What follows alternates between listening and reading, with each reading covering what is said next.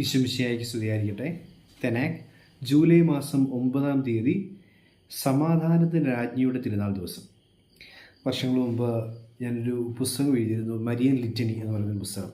Shalom പബ്ലിക്കേഷനാണ് പുറത്ത് കൊണ്ടുവന്നത്. ഈ ഷാലോമിൻ്റെ ഓൺലൈൻ ആയിട്ട് നമുക്ക് ഓൺലൈൻ പർച്ചേസിങ്ങിനുള്ള വെബ്സൈറ്റിൽ നമുക്ക് ഈ പുസ്തകം വാങ്ങിക്കാൻ സാധിക്കും. ഈ പുസ്തകം ഞാൻ എഴുതിയപ്പോൾ ഇതിൻ്റെ അവസാനത്തെ അധ്യായം, ഓരോ അധ്യായങ്ങൾ ഓരോ ലിറ്റനിയിലെ ഓരോ ടൈറ്റിലുകളെ കുറിച്ചായിരുന്നു. അവസാനത്തെ അധ്യായം സമാധാനത്തിൻ്റെ രാജ്ഞി എന്ന് പറയുന്ന ടൈറ്റിലായിരുന്നു. ഈ സമാധാനത്തിൻ്റെ രാജ്ഞിയെക്കുറിച്ച് ചിന്തിച്ചപ്പോൾ അതിൻ്റെ ഒരു ചരിത്രപരമായൊരു വസ്തുത എന്ന് പറയപ്പെടുന്നത് 16-ാം നൂറ്റാണ്ടിൽ ഫ്രാൻസിൽ നിന്നും തുടങ്ങിയ ഒരു ഭക്തി, ഒരു കുടുംബത്ത് ഒരു വിവാഹത്തിൻ്റെ പശ്ചാത്തലത്തിൽ നൽകപ്പെട്ട ഒരു പരിശുദ്ധ അമ്മയുടെ വെള്ളരിപ്രാവിനെ, ഒലിവില കൊത്തിക്കൊണ്ട് നിൽക്കുന്ന വെള്ളരിപ്രാവിനെ കയ്യിൽ പിടിച്ചിരിക്കുന്ന പരിശുദ്ധ അമ്മയുടെ തിരുസ്വരൂപത്തിൽ നിന്നുമാണ് ആ ഭക്തി മുമ്പോട്ട് വരുന്നത്. പിന്നീട് 17-ാം നൂറ്റാണ്ടിൽ അതേ കുടുംബത്തിലെ ചെറുമകൻ, ആ വിവാഹിതരായവരുടെ ചെറുമകൻ ഒരു ഫ്രാൻസിസ്കൻ ആശ്രമത്തിൽ ചേരുകയും അവിടെ പാരീസിലേക്ക് ഈ രൂപം കൊണ്ടുവരികയും അവിടെ ആ ഭക്തി പ്രചരിക്കുകയും ചെയ്തു എന്ന് പറയപ്പെടുന്നു. പിന്നീട് 1657 ജൂലൈ 9-നാണ് ആദ്യമായിട്ട് പരിശുദ്ധ സമാധാന രാജ്ഞിയോടുള്ള ഭക്തി സൂചകമായി ആ തിരുസ്വരൂപത്തിന് കിരീടധാരണം നടത്തിക്കൊണ്ട് ഭക്തി പ്രഖ്യാപിക്കുകയുണ്ടായത്. ആ നാട്ടിലെ രാജാവും ഉൾപ്പെടെയുള്ള ആളുകൾ, നിൻഷ്യ ഉൾപ്പെടെയുള്ള ആളുകൾ സന്നിഹിതരായിരുന്നു. അതിനുശേഷം അലക്സാണ്ടർ 7-ാമൻ പാപ്പ ഈ സമാധാന രാജ്ഞിയോടുള്ള ഒരു ഭക്തി പ്രചരിപ്പിക്കാനായിട്ട് ആരംഭിക്കുകയും ചെയ്തു. പിൽക്കാലത്ത് 1789 ഫ്രഞ്ച് റവല്യൂഷൻ, ഫ്രഞ്ച് വിപ്ലവ കാലഘട്ടത്തിൽ ഈ തിരുസ്വരൂപം തകർക്കപ്പെടാതിരിക്കുന്നതിന് വേണ്ടി അത് ഒളിവിലേക്ക് മാറ്റുകയും എന്നാൽ ആ പ്രാർത്ഥന തുടരുകയും പിന്നീട് അതിൻ്റെ പ്രാർത്ഥനയുടെയൊക്കെ ഫലമായിട്ട് വിപ്ലവ അനന്തരം സമാധാനം സ്ഥാപിക്കപ്പെട്ടു കഴിഞ്ഞ് ഈ ഭക്തി വീണ്ടും പ്രചരിക്കുകയും ചെയ്തുവെന്ന് പറയപ്പെടുന്നു. എൽ സാൽവദോറിൻ്റെ മധ്യസ്ഥയായിട്ടാണ് സമാധാന രാജ്ഞി അറിയപ്പെടുന്നത്. ഒരുപാട് തൊഴിലാളികൾ അടിച്ചമർത്തപ്പെട്ട ഒരു നാട്. നമുക്കറിയാം എൽ സാൽവദോർ അഥവാ സാൻ സാൽവദോർ, അതിൻ്റെ തലസ്ഥാനം അവിടുത്തെ ഓസ്കാർ റൊമേരോ എന്ന് പറയപ്പെടുന്ന വിശുദ്ധനായ രക്തസാക്ഷിയായി മാറിയ മെത്രാൻ, ആ നാട്ടിലെ മെത്രാൻ, അദ്ദേഹം ഈ സമാധാന രാജ്ഞിയോടുള്ള പ്രാർത്ഥന ചൊല്ലുകയും അത് പ്രചരിപ്പിക്കുകയും ചെയ്തൊരു വ്യക്തിയാണെന്ന് മനസ്സിലാക്കാൻ സാധിക്കും.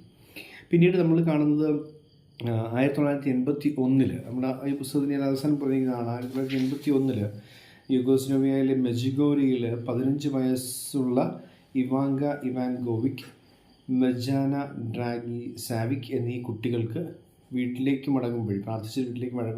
മടങ്ങും വഴി മാതാവ് പ്രത്യക്ഷപ്പെട്ടു. എന്നിട്ട് പരിശുദ്ധ അമ്മ ഒരു വെളിപ്പെടുത്തൽ നടത്തിയാണ്. കയ്യിൽ ജപമാലയായി നിൽക്കുന്ന പരിശുദ്ധ അമ്മ നടത്തുന്ന വെളിപ്പെടുത്തലാണ് ഞാൻ സമാധാനത്തിൻ്റെ രാജ്ഞിയാണെന്നുള്ളത്. മെജിഗോരെ മാതാവ് സമാധാന രാജ്ഞി എന്ന രീതിയിൽ ആ സമാധാനത്തിൻ്റെ ജപമാലയൊക്കെ അവിടെ നിന്നാണ് പിന്നീട് പ്രചരിക്കുന്നതായിട്ട് നമുക്ക് കാണാൻ സാധിക്കും. പിന്നീട് 2001 ജോൺ പോൾ 2-ാമൻ പാപ്പ ഈ ടെററിസ്റ്റ് അറ്റാക്കും മറ്റുമൊക്കെ ലോകത്ത് കൂടിക്കൊണ്ടിരിക്കുന്ന പശ്ചാത്തലത്തിൽ, വർഗീയതയും തീവ്രവാദവും ഒക്കെ വർദ്ധിച്ചു വരുന്നതിൻ്റെ പശ്ചാത്തലത്തിൽ സമാധാന രാജ്ഞിയോടുള്ള പ്രാർത്ഥന സമർപ്പിച്ചായി കൂടി നമ്മൾ ചരിത്രത്തിൽ കാണുന്നുണ്ട്. എന്താണ് സമാധാന രാജ്ഞി എന്ന് പറയുന്നത്? നമുക്ക് വളരെ സിമ്പിളായിട്ട് മനസ്സിലാക്കാൻ സാധിക്കുന്ന ഒരു വസ്തുതയുണ്ട്. ഈശോനാഥൻ സമാധാനത്തെക്കുറിച്ച് പറയുന്ന വളരെ മനോഹരമായൊരു സുവിശേഷ ഭാഗം, യോഹന്നാൻ്റെ സുവിശേഷം നമ്മൾ വായിക്കുന്ന ഇപ്രകാരമാണ്: ഞാൻ നിങ്ങൾക്ക് സമാധാനം തന്നിട്ട് പോകുന്നു. യോഹന്നാൻ 14:27 നിങ്ങൾ സമാധാനം തന്നിട്ട് പോകുന്നു, എൻ്റെ സമാധാനം നിങ്ങൾക്ക് ഞാൻ തരുന്നു. ലോകം നൽകുന്ന പോലെയല്ല ഞാൻ നൽകുന്നത്. നിങ്ങളുടെ ഹൃദയം അസ്വസ്ഥമാകേണ്ട, നിങ്ങൾ ഭയപ്പെടുകയും വേണ്ട. ലോകം തരുന്ന സമാധാനമല്ലത്. നമുക്ക് എപ്പോഴും പറയാൻ സാധിക്കുന്ന ദിവസം നമ്മൾ പലപ്പോഴും പല കാര്യങ്ങളിൽ സമാധാനം കണ്ടെത്താൻ ശ്രമിക്കും. പണത്തിൽ സമാധാനം കണ്ടെത്താൻ ശ്രമിക്കും, പിടിപാടിൽ, അധികാരത്തിൽ, പ്രതാപത്തിൽ ഒക്കെ സമാധാനം കണ്ടെത്താൻ ശ്രമിക്കും. പക്ഷെ അതൊക്കെ അർത്ഥശൂന്യമാണെന്ന് ഭൂഷനായ ധനികൻ്റെ കഥ പറഞ്ഞുകൊണ്ട് ഈശോ നമ്മളെ പഠിപ്പിക്കുന്നുണ്ട്. നമ്മൾ പലപ്പോഴും കേട്ടിട്ടുള്ളൊരു കാര്യമായിരിക്കും, പണം കൊണ്ട് നമുക്ക് മരുന്ന് വാങ്ങാൻ സാധിക്കും, പക്ഷേ സൗഖ്യം വാങ്ങാൻ സാധിക്കത്തില്ല. കട്ടിൽ വാങ്ങാൻ പറ്റും കാശ് കൊടുത്താൽ, പക്ഷേ ഉറക്കം വാങ്ങാൻ കിട്ടത്തില്ല. പുസ്തകം വാങ്ങിക്കാൻ കിട്ടും, പക്ഷേ അറിവ് വാങ്ങാൻ കിട്ടത്തില്ല. ഇങ്ങനെ പറയുന്ന ഒരു ഡീറ്റെയിൽഡ് ആയിട്ടുള്ളൊരു സംഭവം നമ്മൾ കേട്ടിട്ടുണ്ടാവും. അതുപോലെ തന്നെയാണ് സമാധാനം കിട്ടാൻ വേണ്ടി നമുക്ക് പലതും ചെയ്ത് കൂട്ടാൻ സാധിക്കും. പക്ഷേ സമാധാനം നമുക്ക് കിട്ടണമെന്നുണ്ടെങ്കിൽ അത് പരിശുദ്ധാമ്മയുടെ മാധ്യസ്ഥയിൽ പരിശുദ്ധാത്മാവ് നമുക്ക് നൽകുമ്പോൾ മാത്രമേ സമാധാനം കിട്ടുകയുള്ളൂ. അതുകൊണ്ടാണ് മദർ തെരേസയുടെ വാക്കുകളിൽ ഇങ്ങനെ പറയുന്നത്: നിശബ്ദതയുടെ ഫലമാണ് പ്രാർത്ഥനയുടെ ഫലമാണ് വിശ്വാസം, വിശ്വാസത്തിൻ്റെ ഫലമാണ് സ്നേഹം, സ്നേഹത്തിൻ്റെ ഫലമാണ് സേവനം, സേവനത്തിൻ്റെ ഫലമാണ് സമാധാനം. അപ്പോൾ സമാധാനത്തിന് സേവനം ആവശ്യമാണ്, സേവനം ചെയ്യണമെങ്കിൽ സ്നേഹം ആവശ്യമാണ്, സ്നേഹിക്കണമെങ്കിൽ വിശ്വാസം ആവശ്യമാണ്, വിശ്വാസം ഉണ്ടാകണമെങ്കിൽ പ്രാർത്ഥന ആവശ്യമാണ്. പ്രാർത്ഥനയിൽ തുടങ്ങി സമാധാനത്തിൽ അവസാനിക്കുന്ന ഒരു ക്രൈസ്തവ ആത്മീയതയെക്കുറിച്ച് മദർ തെരേസ നമ്മളോട് സംസാരിക്കുകയാണ്. ഞാൻ നൽകുന്ന സമാധാനം എന്നൊക്കെ ഈശോ പറയുമ്പോൾ എന്താണ് ആ സമാധാനത്തിൻ്റെ വ്യത്യസ്തത? നമുക്ക് വളരെ സിമ്പിളായിട്ട് മനസ്സിലാക്കാൻ സാധിക്കുന്ന ഒരു വസ്തുതയുണ്ട്. പഴയ നിയമത്തിൽ ഇങ്ങനെ ആർത്തിരമ്പുന്ന ചെങ്കടൽ മുറിച്ചു മാറ്റിയിട്ട് ദൈവം വഴിയൊരുക്കി. അതായിരുന്നു ഒരു വലിയ പ്രശ്നം. അസമാധാനത്തിൻ്റെ ചെങ്കടലിലെ തിരകളെ മുറിച്ചു മാറ്റി ദൈവം വഴിയൊരുക്കുന്നു. എന്നാൽ സുവിശേഷത്തിലേക്ക് വരുമ്പോൾ നമ്മൾ കാണുന്നു ഈശോ വ്യത്യസ്തനാണ്. ആ തിരകളെ മുറിച്ചു മാറ്റാതെ തിരകൾക്ക് മീതെ നടക്കുവാൻ കർത്താവ് കരം തന്ന് ബലം നൽകുന്നു. ഇതാണ് നമുക്ക് കാണാൻ സാധിക്കുക. ഇതാണ് സമാധാനം. അതായത് എല്ലാ പ്രശ്നങ്ങളും തീരുമ്പം കിട്ടുന്ന ഒന്നാണ് സമാധാനം എന്ന് നമ്മൾ ചിന്തിക്കരുത്. എല്ലാറ്റിൻ്റെയും മധ്യത്തിൽ നിൽക്കുമ്പോൾ ദൈവത്തിനെ ആശ്രയിക്കുന്ന എന്ന ബോധമാണ് സമാധാനത്തിന് ആധാരം. നമ്മൾ സുവിശേഷത്തിലേക്ക് വരുമ്പോൾ പരിശുദ്ധ കന്യാമറിയത്തിന് ഏറ്റവും അസ്വസ്ഥത ഉണ്ടാക്കുന്ന, സമാധാനം നശിപ്പിക്കുന്ന ഒരു രംഗമാണ് മംഗളവാർത്തയുടെ രംഗം എന്ന് പറയുന്നത്. ഗബ്രിയേൽ ദേവദൂതൻ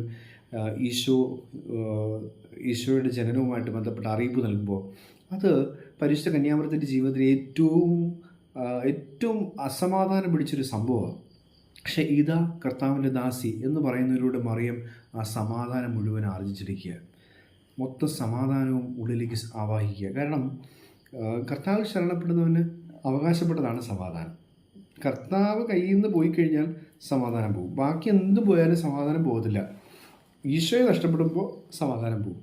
ഇതും നമുക്ക് വളരെ വ്യക്തമായിട്ടും ലൂക്കായുടെ സുവിശേഷത്തിൽ കാണാൻ സാധിക്കും. 12-ാം വയസ്സിൽ ഈശോയെ കാണാതെ പോയി കഴിയുമ്പോൾ ആകപ്പാടെ മറിയം ആകുലപ്പെട്ട് അസ്വസ്ഥതപ്പെട്ട് സമാധാനം നശിച്ചൊരവസ്ഥയിൽ നമ്മൾ കാണുന്ന മറിയം പറയുന്നുണ്ട്: ഞാനും നിൻ്റെ പിതാവും ഉത്കണ്ഠയോടെ നിന്നെ അന്വേഷിക്കുകയായിരുന്നു, എനിക്ക് സമാധാനം പോയി എന്ന് മറിയം പറയുന്നുണ്ട്. പക്ഷേ മകനെ തിരിച്ചു കിട്ടുമ്പോൾ സമാധാനം മറിയത്തിന് തിരികെ കിട്ടുകയും ചെയ്യുന്നുണ്ട്. ആ മരണപ്പെട്ട ഈശോയെ ഉദ്ധാനം ചെയ്ത് സുഖാരോഹണം ചെയ്ത് പോയി കഴിഞ്ഞിട്ട് അതിനെക്കുറിച്ചൊന്നും ചിന്തിച്ചിരിക്കാതെ ബാക്കി ശിഷ്യന്മാരെല്ലാവരും കൂടെ കൂട്ടി അവരെ ഇരുത്തി പ്രാർത്ഥിപ്പിച്ച് പരിശുദ്ധാത്മാവിനെ ഇറക്കി വീണ്ടും സമാധാനം സ്ഥാപിക്കുന്ന പരിശുദ്ധാത്മാവിനെ നമുക്ക് കാണാനായിട്ട് സാധിക്കും. നമ്മളൊക്കെ വ്യത്യസ്തമായ അസമാധാനത്തിലൂടെ കടന്നു പോകുന്ന മനുഷ്യരാണ്. പലതരം അസമാധാനം നമ്മളുടെയൊക്കെ ജീവിത രീതിയിലുണ്ട്. എന്നെ കേൾക്കുന്ന നിങ്ങൾക്ക് എൻ്റെ അസമാധാനമല്ല, എനിക്ക് എൻ്റേതായ പ്രശ്നങ്ങളുണ്ട്, എന്നെ കേൾക്കുന്ന നിങ്ങൾക്ക് നിങ്ങളുടേതായ പ്രശ്നങ്ങളുണ്ട്. നമ്മളുടെയൊക്കെ സമാധാനം, സ്വസ്ഥത, ശാന്തി നശിപ്പിക്കുന്ന വ്യത്യസ്തമായ എല്ലാ കാരണങ്ങളെയും പരിശുദ്ധ അമ്മയുടെ വിമല ഹൃദയത്തോട് ചേർത്ത് വയ്ക്കാം. മറിയം നമുക്ക് സമാധാനം നൽകും. ഈ സമാധാന രാജ്ഞിയോടുള്ള ഭക്തി പ്രചരിപ്പിച്ചത് വിമല ഹൃദയ ഭക്തിയിൽ നിലനിൽക്കുന്ന ഒരു കോൺഗ്രിഗേഷനാണെന്ന് നമുക്ക് ചരിത്രത്തിൽ വായിച്ചെടുക്കാൻ സാധിക്കും. അപ്പോൾ ആ ഹൃദയമിടിപ്പ് അസമാധാനത്തിൻ്റെ, അസ്വസ്ഥതയുടെ വളരെ വലിയൊരു പ്രതീകമാണ്. ഹൃദയമിടിപ്പ് കൂടുന്നെന്ന് പറയുന്നത്. പക്ഷേ വളരെ ശാന്തമായ ഹൃദയമിടിപ്പോടുകൂടി തിരുഹൃദയവും വിമലഹൃദയവുമായിരിക്കുന്നത് പോലെ, അതിനൊരു താളമുള്ളതുപോലെ നമ്മുടെ ഹൃദയമിടിപ്പും സ്വസ്ഥതയിലാക്കുമാറ് നമുക്കും സമാധാനം തരണമെന്ന് സമാധാന രാജ്ഞിയായ പരിശുദ്ധ അമ്മയുടെ മാധ്യസ്ഥം യാചിച്ചുകൊണ്ട് കഴുതപ്പുറത്തേറി വന്ന, കുതിരപ്പുറത്ത് വന്ന് യുദ്ധം ചെയ്യുന്ന രാജാവല്ല, കഴുതപ്പുറത്തേറി വന്ന് സമാധാനം സ്ഥാപിക്കുന്ന ക്രിസ്തുരാജൻ്റെ കൃപകൾക്കായി നമുക്ക് പ്രാർത്ഥിക്കാം. ദൈവം നമ്മെ അനുഗ്രഹിക്കട്ടെ.